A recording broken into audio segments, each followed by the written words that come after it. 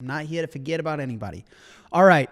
So without further ado, let's get this show on the road. It is so good to see you all as I talk to you at a Bitcoin price of $108,740. That puts our market capitalization, our being Bitcoins, at 2.16 trillion US dollars. Bitcoin's all-time high remains at $111,980. We are just under 3% from Bitcoin's all-time high, which was established on May 22nd, 2025. For those of you that keep track of time in Bitcoin block time, I am talking to you at 900,562. That is Bitcoin block 900,001,562. Okay. The title of my rant today is Bitcoin and Gold, the new safe haven assets. For those of you that are new here, I rant and I kick and I scream at my computer for about half hour. So anyways, all this to say, I'm not a politics guy. I try and stay out of the politics stuff. Even furthermore with war, okay? Where do I stand on war and violence? I don't like any of it. I am just anti-violence, period. I know that there's all sorts of sides to take, and there's all sorts of ups, downs, left, rights, this, that. Did you hear this? But this person said that. And that's not what this show's about. This show is really a safe space for Bitcoiners to come and connect with me and hear what I have to say. And, you know, we do Q&A. We have a lot of fun. There's jokes. There's yos. There's empty closets. And this show's not about, you know, dissecting and picking sides in war. So I just want to say before I get into all this, I'm against anyone dying. I'm against any form of violence. I really do believe that Bitcoin can demonetize and trade war. There's hot war, real war, bombs, and then there's trade war, negotiations, deficit and surplus war. Let's start with this article from Bloomberg. Let me pull this up so you guys can see. It is, in fact, from Bloomberg. China found world's pain point on trade and will use it again. I found this article fascinating because they're saying the quiet part out loud again. And for listeners of the Jack Mallers Show, if you've been here every single Monday, none of this will surprise you, but it will leave your jaw on the floor because everything we've been saying on this show is now being written by Bloomberg and broadcasted to the world. What do I mean by that? Volatility to where they had to say, stop, stop, stop. Everything's falling apart. You saw dollar down, stocks down, bonds down. And that's when the Trump administration, in my opinion, realized, we don't have the financial leverage that we thought we did. I continue to read.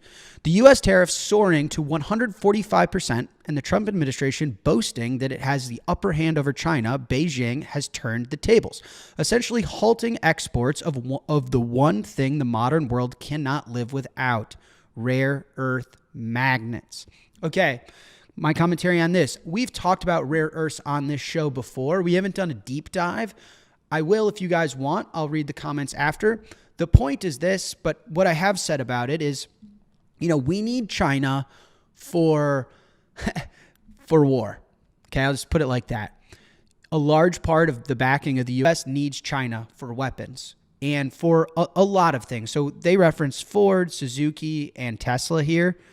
That was the very mild version. The reality is and I'll talk about it in a second. I'm going to play you guys a really shocking video from Secretary Rubio, but we need China to a degree that the public does not understand yet. We've been saying this on the Jack Mallers Show over and over and over and over again, and it is just remarkable that this is being written now in Bloomberg. Now, this is my favorite part. You know, I don't want to be a I told you so guy, but sometimes I'm an I told you so guy. So let me read. For all the U.S. bluster, company executives and impose the U.S. dollar down everyone's throat. Now, the Bloomberg article I found fascinating because Bloomberg is where a lot of financial markets gets their news. And so it is very, very particular and poignant that it was reported by Bloomberg. That is not a drill. That is real life. But this is from Secretary Marco Rubio.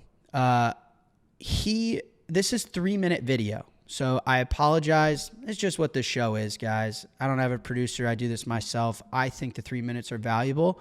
I'm going to play this video. I really want you guys to just listen, pay attention, and I will comment on it after. But this is for the fact that you can never be secure as a nation unless you're able to feed your people and unless you're able to make the things that your economy needs in order to function and ultimately to defend yourself. And it's become one of the highest geopolitical priorities that we now face.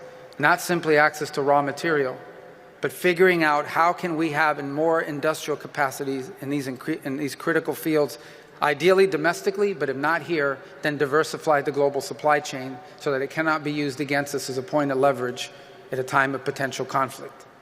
In fact, unless we fix it, some of these conflicts will never happen because we will never be able to enter. The amount of leverage they will have on us will begin to constrain print a lot of money to make up for decades and decades and decades of doing no proof of work. Previously, all the U.S. did was print pieces of paper and ship them out to get the stuff they need. Now we have to actually do the work to build the stuff we need. How do you think we're going to pay for that? Where do you think the capital to fund a factory or to fund people to learn new trade skills is going to come from? You think we can just print that too? No. Newsflash. You cannot print proof of work. That's the whole point. Sorry. So onwards we go.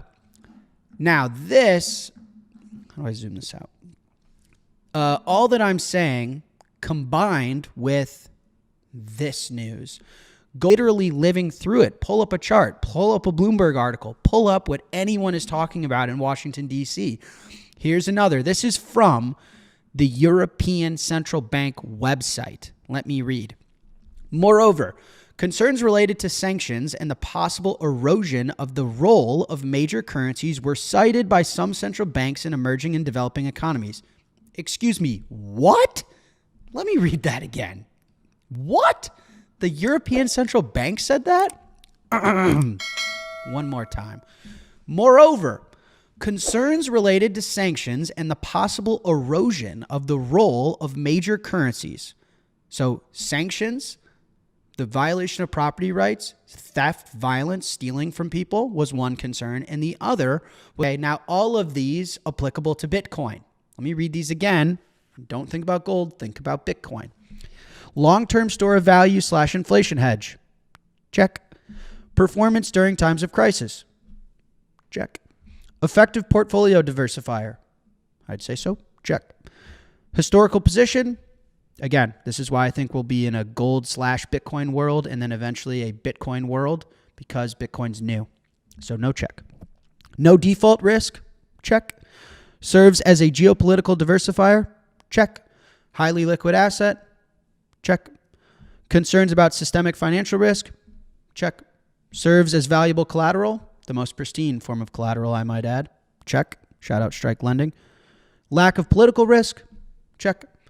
Domestic lows. So this is going, if you guys see, this says 1990.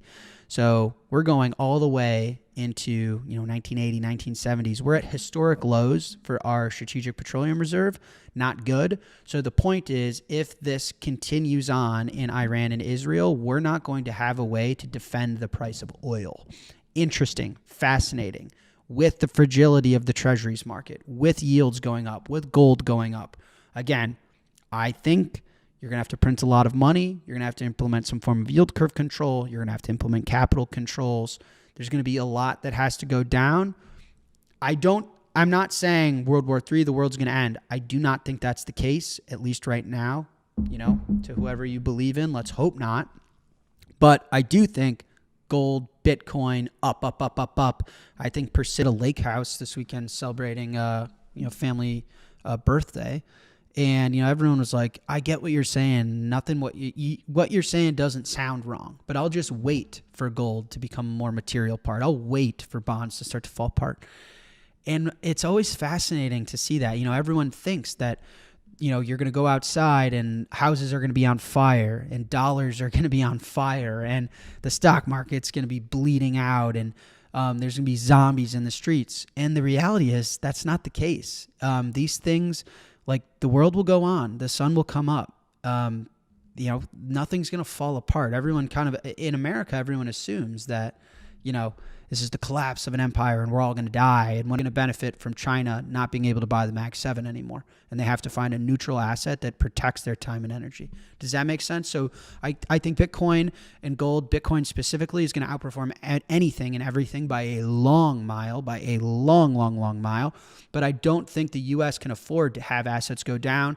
For those that don't know, a large revenue stream for the United States to pay its interest expense, so pay the interest on its debt, is capital gains tax receipts. And so if all of a sudden Americans are poor and they don't sell their assets because their assets aren't up, and then they don't go spend it in the economy, to this listener's question, that'd be a huge problem. So my suspicion is they're not going to let these assets go down. They're just going to print the money to ensure they go up, which would bring the dollar down. This is the whole idea, is that the only way out is by debasing the currency. But nonetheless, yes, monies want to be won, and monies compete most particularly over their hardness. What's the hardest money that everyone has access to? Hardest in reference into how hard is it to make more of it.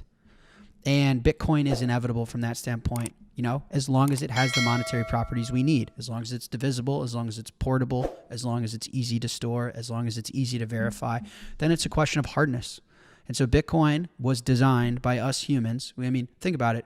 Bitcoin is the only market money that we made with our hands to be perfect, and we engineered with technology to make better forever. Bitcoin's a software project. It's going to be getting better forever. We found gold in the ground. We didn't make it. We didn't make it to be perfect. That's the part that people don't understand, is we literally purpose. Like, subscribe, and turn on notifications. Support the channel by liking this video, subscribing, and enabling post notifications for more content on crypto and digital assets.